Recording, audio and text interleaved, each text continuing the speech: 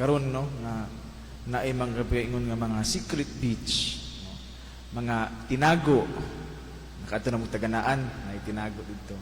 Ya kanang mga pulong nga mga walay label, walay dili klaro, kanang mga anonymous, incognito, tago lang o confidential. Diba? Familiar kayo nga mga pulong.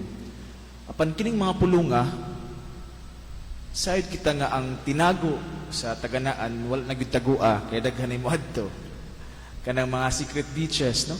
Daghanay mo adto kana nga mga sekreto nga mga liguanan, walay label pero naagyod, incognito pero hibalaan gyapon, confidential pero later mahibalaan na gyapon, no?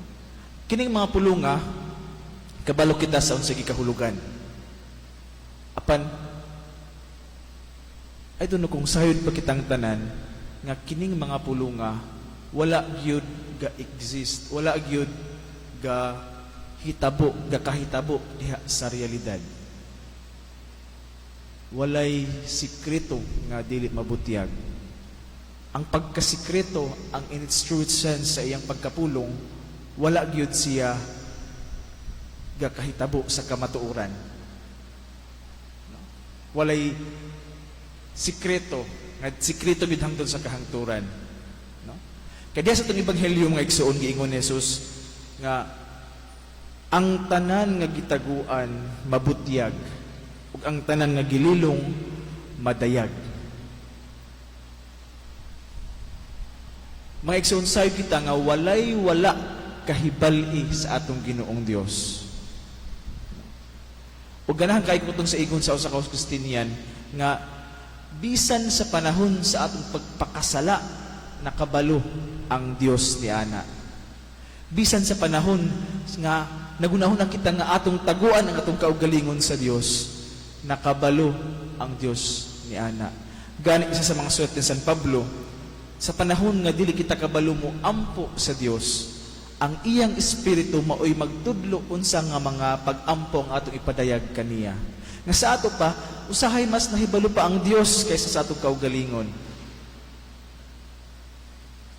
Which is true, di ba? Usahay, wala ta makasabot sa atong kaugalingon.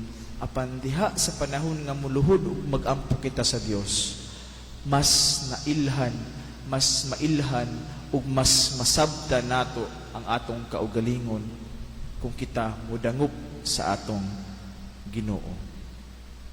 Sayod ang Dios sa tanan.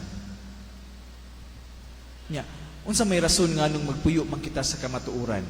Nganong maningkamot man kita nga mubutyag, magpahibalo, nganong manginahanglan man kita nga kanang atong puy-an gyud ang kamatuoran. Actually dili ni para sa uban o labi na dili gyud para sa atong Ginoong Dios kay sayod naman siya sa tanan.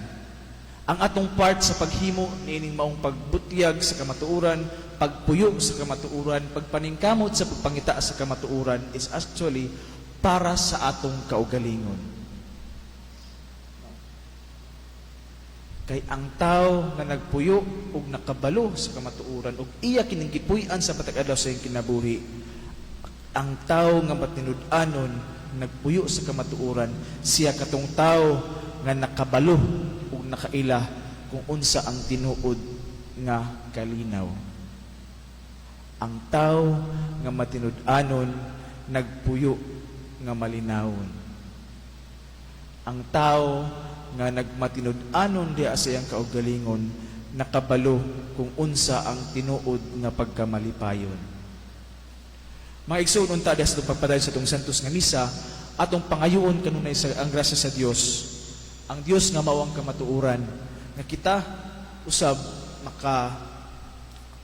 kita na ug ato nang mahimamat sa atong kaugalingon ang kamatuoran sa tanan ug ang kamatuoran sa atong kaugalingon ug ang pagpangita nato sa kung unsa man ang tinuod, unsa man gid ang kamatuoran sa atong kinabuhi.